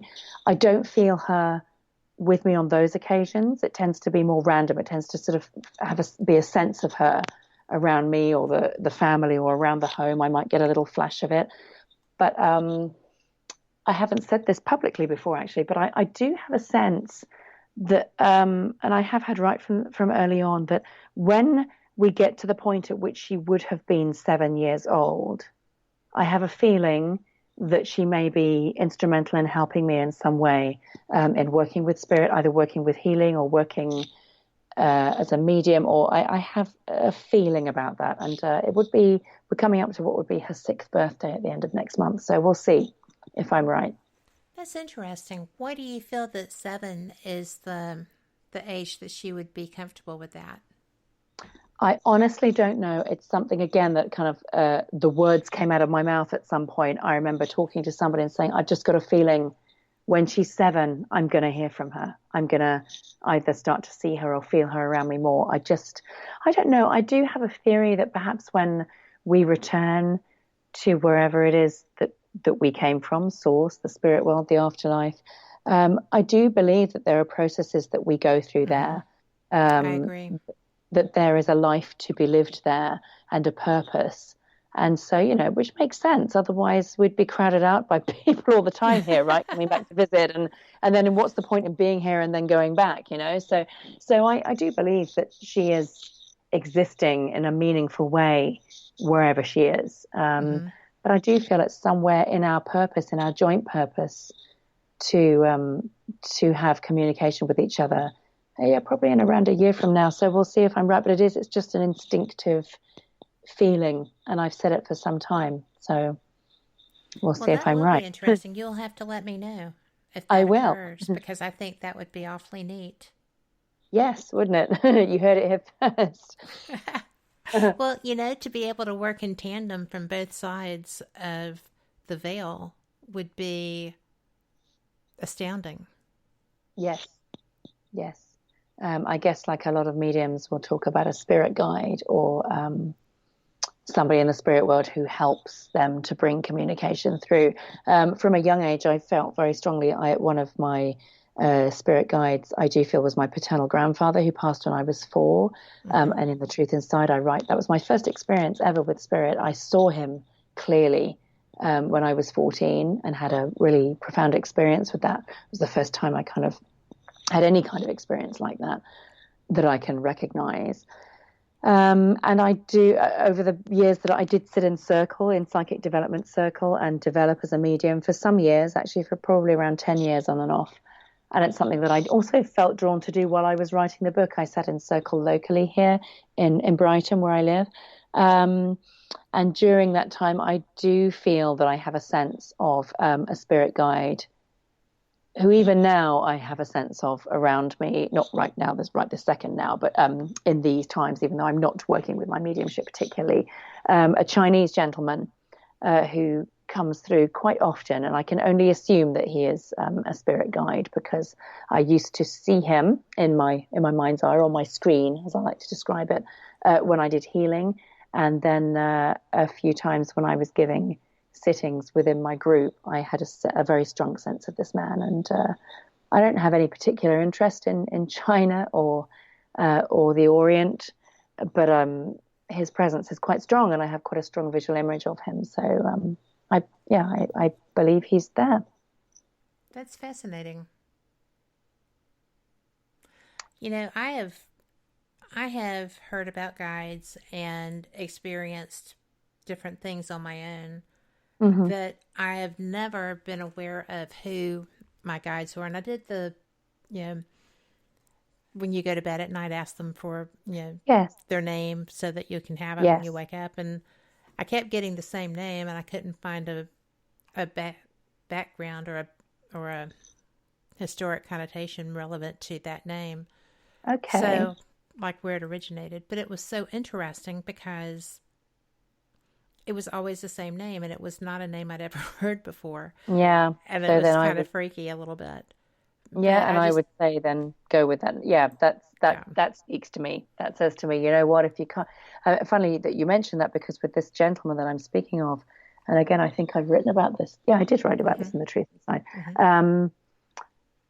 I kept seeing him in my on my screen when I was doing mediumistic work, and I kept asking him for a name, and I didn't feel I was getting one. And then I'm just actually trying to find where I wrote about it here. Oh, yes, I found it. That's right. So I was doing a little demonstration within my mediumship group, demonstration of mediumship. We were sort of practicing with each other. And if I can, is it okay to read? I just want to read like 5 or 6 lines here. So I got a very strong image of this gentleman in my mind's eye. And here we are. All I could see was the image of a Chinese man in an ornate red brocade costume. And I kept trying to brush it to one side so I could properly connect with somebody's deceased grandmother, father, or friend. But try as I might, I just couldn't get this man out of my vision. So I was describing him and acknowledging him as my spirit guide in my mind. And in my mind, I spoke to him for the first time. "What's your name?" I asked, sort of internally. "Now I've told everyone you're my spirit guide. Everyone's spirit guide seems to give a name. So please, can you tell me yours?" And straight away, I received really not a name, a sound, Shen. And I was standing on a platform in front of everybody at this point, and my hands started to make these strange shapes in the air. And as they were doing it, I received an image of the ancient art of Chinese calligraphy. And I felt that I was being given Chinese characters, which spelled out this man's name. But I don't speak Chinese, so I couldn't corroborate that. And I then saw, in Western script, I saw the letters X, I, A, and N, accompanied by the same voice repeating Shen. And I told the group, without thinking about it, that my spirit guide was a Mandarin gentleman named Shen. And then that was it. He was gone. And several days later at home, I found myself thinking over the events of that night, and once again wondering whether I should trust the information I'd received. What on earth was I thinking? I asked myself. It was probably all a figment of my imagination, and I'd conjured up a Chinese man called Shen because I was so nervous at the prospect of a platform demonstration of mediumship. And I figured I'd probably heard the name in a film or a television program, and my mind had come up with it at that moment. I was cooking dinner at the time, and I decided I would quickly do some internet research on the name, and I typed pronunciation of the name, and then I typed X-I-A-N into my phone, and it came up with something that sounded like Zian, or nothing at all like the pronunciation I'd been given. So I thought, okay, I was right. I made it up. There's no such name. I've imagined it. And just as I was straining the vegetables, I heard the male voice again, clear as day, right in my ear. And rather wearily, as if speaking to a very small child, he said, "No, it's Mandarin. Check again." So I typed in pronunciation of X-I-A-N and Mandarin, and my phone gave me one of those audible things that you can click on. I clicked on it, and it said Shen. And I just, to me, it's like, okay, you've given me your name. Point either taken. That or I'm completely insane. But yeah, so I feel him around me a lot. I see him in my mind's eye, and I give healing to my kids sometimes, or sometimes if I've been feeling really low or depressed, I have a sense of him around me, Interesting. He's a very strong character. Well, we have to take our final break. We'll be right back, and we have a couple of questions, so we'll knock those out, and y'all come back too. You are listening to WBHM Digital Broadcasting, the best in paranormal talk, only on Paranormal Experience Radio, broadcasting live out of Birmingham, Alabama.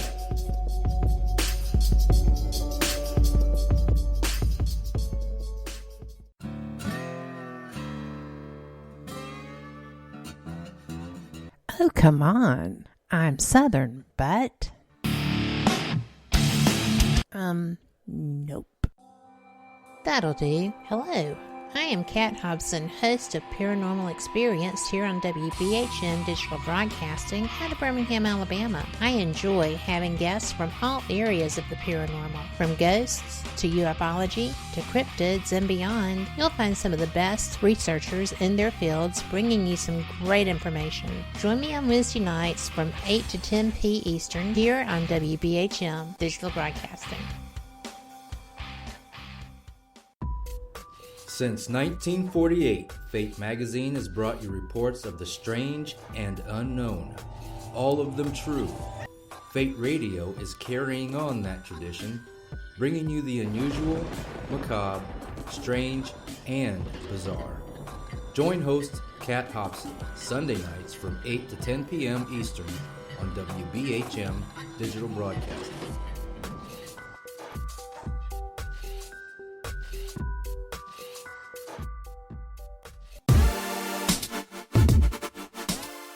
Listening to WBHM Digital Broadcasting, the best in paranormal talk, only on Paranormal Experienced Radio, broadcasting live out of Birmingham, Alabama. Welcome back to Fate Mag Radio. I am Kat Hobson, your host, and I am so really sad to see this interview come to an end. I feel that we have been forming this great bond between us. This is Allie Norell, and she has written just the most wonderful book. It's The Truth Inside, Lessons from My Daughter in the Afterlife. And I just feel that this book is so important, and I hope everyone goes out to buy it. You can look for it at www.allienorell.com. ALINORELL.com. And you can find her on Amazon too. So, are you ready for a couple of questions? Sure, yes, definitely. Okay. Yeah, we were talking about your Mandarin gentleman and your guide, and we've talked a little bit about mine. So, Sherry would like to know if you think everyone has spirit guides. Thanks for that question, Sherry. Yeah, I do. I do believe everyone has them. And one of the most common things I have heard when I have sat in mediumship circles or psychic development circles, even from people who are developing as mediums, a lot of people will say, well, maybe my guide doesn't like me. I have, I have no sense of them. I don't know. Everyone's describing these Native Americans and different people, and I just don't have anyone. And see, part of the journey of mediumship, in my opinion, is trust. Yes. There's a lot of trust involved, as we were just discussing in the break, actually, about trusting what you're given, trusting what you think you see or hear. Now, a skeptic is obviously going to say, well, that's just silly. You're just trying to persuade yourself. Although those of us who have had spiritual experiences, many of us will kind of end up saying, look, you know what? You just know. When you had an experience like that, you just know. It sticks with you. And in the same sense, I would say, I really believe that we all have spirit guides. For whatever reason, they may not always make themselves known to us. I have had a sense of one or two other individuals, as well as my Mandarin gentleman, who I may have been aware of at certain times, and then they seem to just fade back into the background and I don't get them anymore. And I also feel that it's connected with if we're developing our mediumship and we're working regularly with our mediumship, that involves a lot of practices, very, very similar to meditation, where we sit and ground ourselves and open up to spirit and ask these guides to come close to us and to help us. So I think a lot of it is to do with how often we're doing that. And, at this stage in my life, I'm not doing that very often. Mm-hmm. And so I don't feel my guides in contact with me as much as I would if I were going once a week to a development circle, opening up and inviting them to come and work with me. And the other point I believe that is important is, I think our guides will only come close in two situations. They will come close and be around us if we're going through difficult times.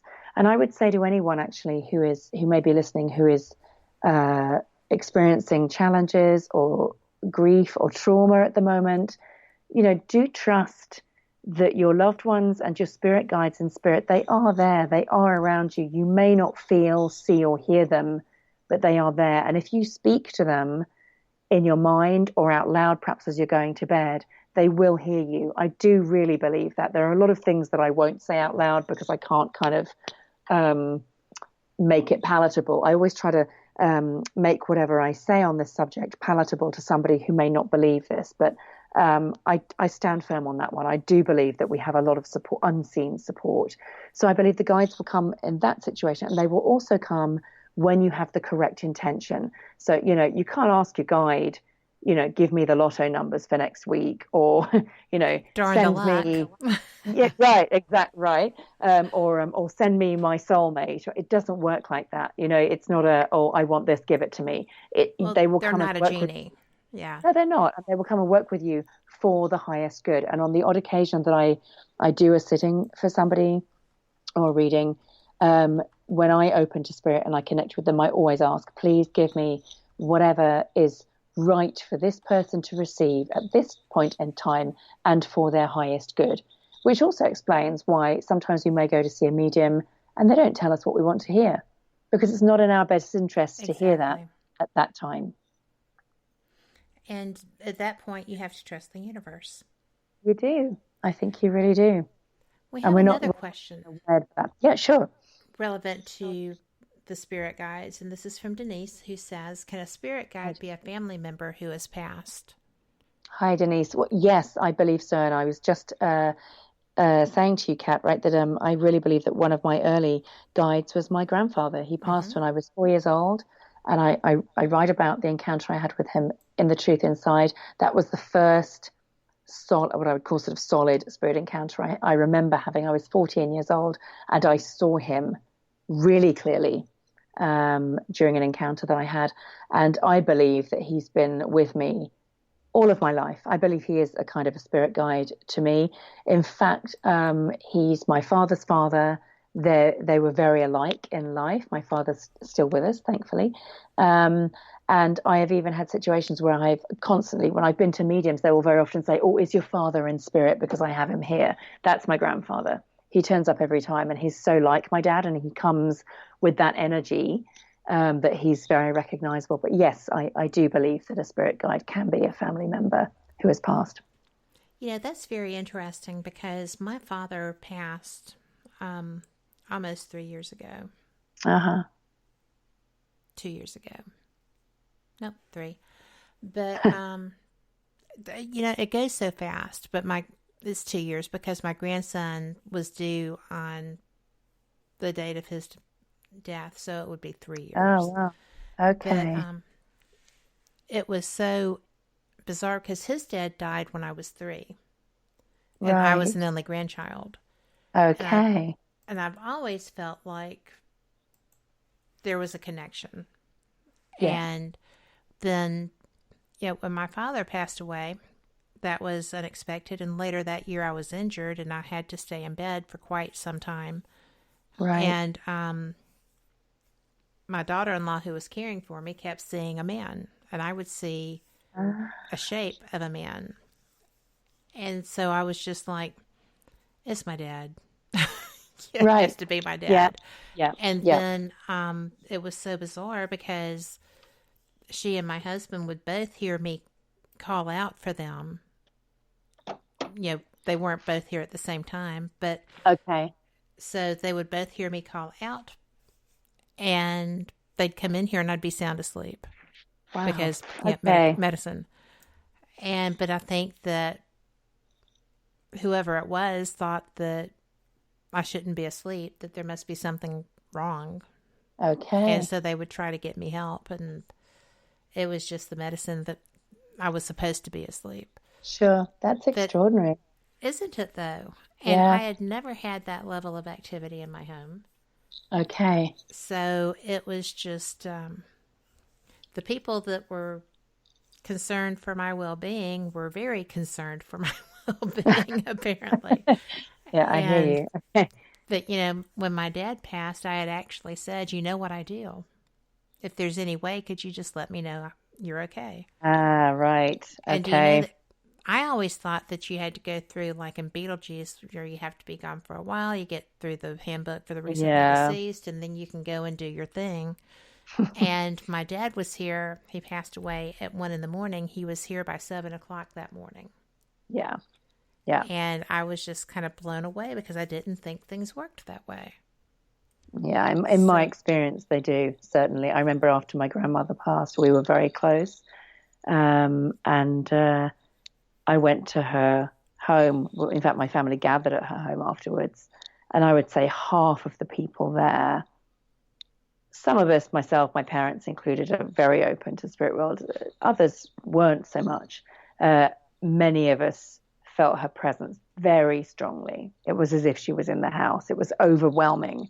And that was straight, because I do believe they're around. They come to see we're okay. They want to maybe revisit their home, or there's all sorts of reasons why their spirit might linger a little bit, or they feel they need to visit somebody. And it's very powerful because, funnily enough, I had a similar sort of pact with that grandmother. I said, you know what, you have to come back to me, and she did many, many times, and she still does.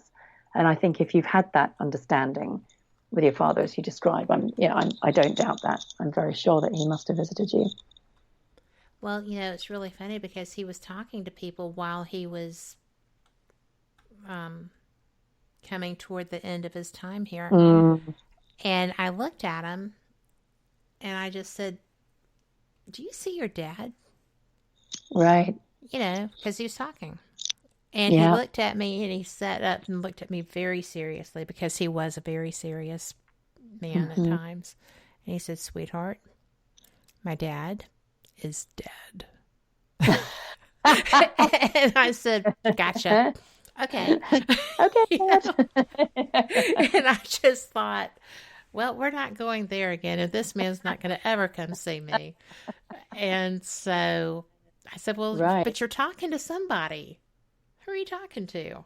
Yeah. And he just was not going to entertain that notion whatsoever. Which, is all the more poignant and compelling then, right? That you do feel that you've very strongly that you've had communication with him after he passed. I find it extraordinary often, and there's been similar instances in my family where it's like, well, he never believed that in life. That's unbelievable, how. And I had it also recently with a dear friend of mine who passed a year ago, almost exactly, and she came through to me through a medium. It was so unexpected.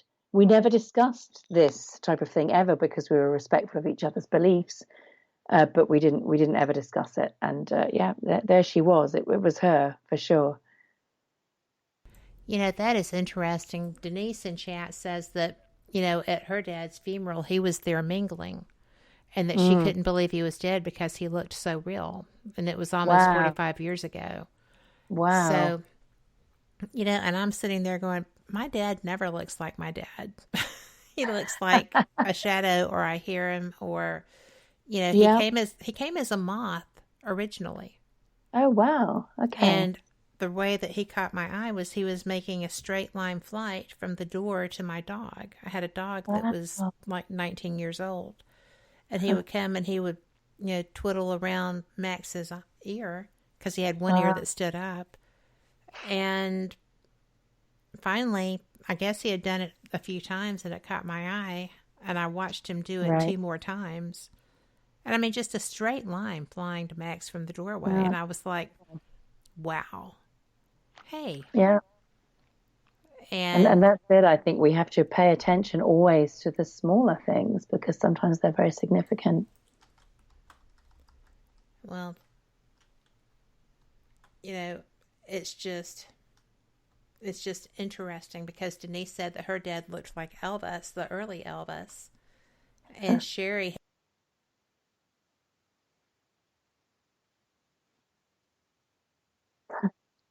Ah, wow.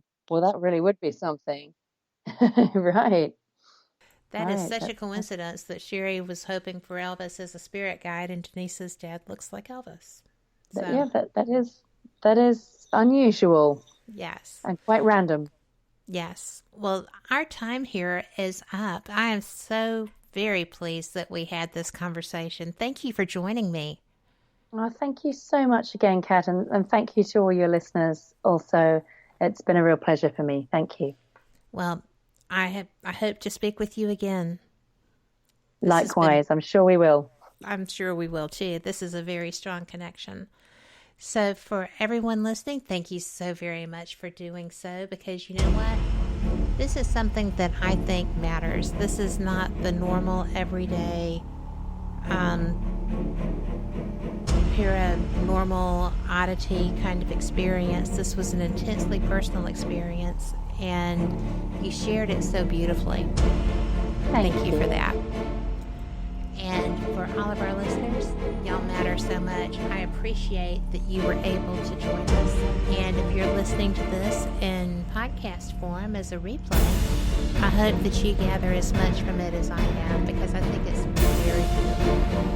I am thrilled to tell you that we have got so many shows coming up. We are going to be slamming and jamming.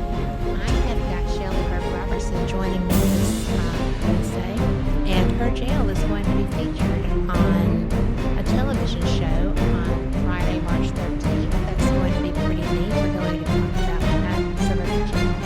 Of course, that's following Denise Bridemore with the Paranormal Podcast. That's going to be next year. And then my show update this week is going to be with Stephen A. Hudgens, who is the Director of Investigations International for MUFON. So I think that's going to be a great show too. He is so brilliant. So thank you so much. And you know what? Be the change. We all know that we can do it. We all know that it matters. Have a great week. And if you don't like what you're looking at, go out and change it. Manifest that you can do it. Bye-bye. You are listening to WBHM Digital Broadcasting, the best in paranormal talk, only on Paranormal Experience Radio. Broadcasting live out of Birmingham, Alabama.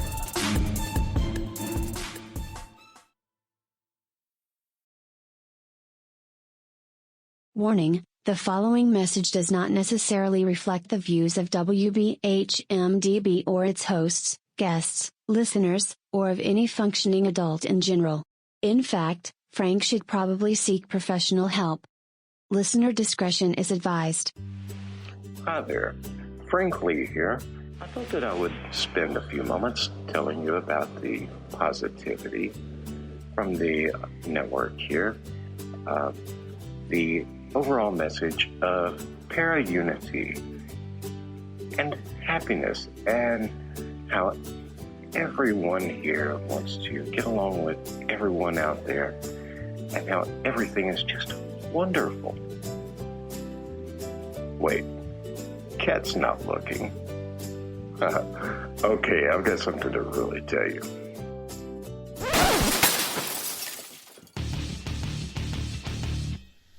Okay, so I'm going to tell you what's really going on. Honestly, all that being nice and positive crap was kind of hurting my soul, as dark as it is.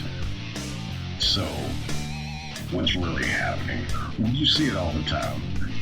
Everybody and their brother out there has a paranormal team because they watched a couple of episodes of Ghost Hunters or some crap like that. So they go and they spend half their mortgage payment on tools and things that light up that they don't understand. And then the next logical step after buying matching black t-shirts and posing like 90s rappers for their Facebook page is to, of course, have their own podcast. Well, you know what? You're not going to find that crap here. What we have here at WBHM Digital Broadcasting is the best host, the best guest, bringing you real information. All of the hosts here on this network know their stuff. They are the people who have been out there doing the work, doing actual research. And no, by research, I don't mean binge watching some kind of cheesy TV show on Netflix. I mean reading books. I mean out in the field doing the legwork. And who are they interviewing on their shows? They're bringing you the people they have learned from. They're bringing you the best in the field, covering all kinds of topics from UFOs and aliens to Bigfoot to cryptozoology that goes to anything you can think of. A bit strange and unexplained. It is here, and you're going to get the best information here. So stay tuned to WBHM Digital Broadcasting. Don't go anywhere. Speaking of going somewhere, I've got to go before my mic gets cut. We'll see you there on WBHM-DB.